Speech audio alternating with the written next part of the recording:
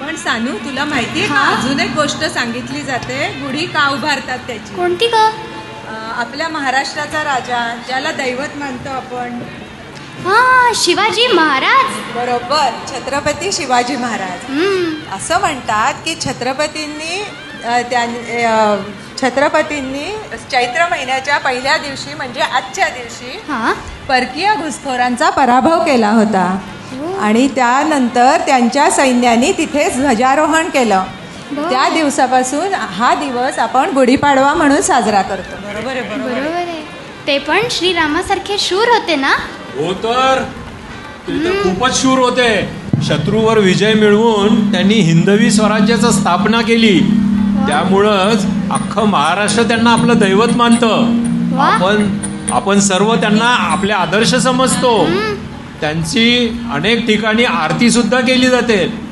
मनोज, चला करूया आपण त्यांची आरती. चला चला.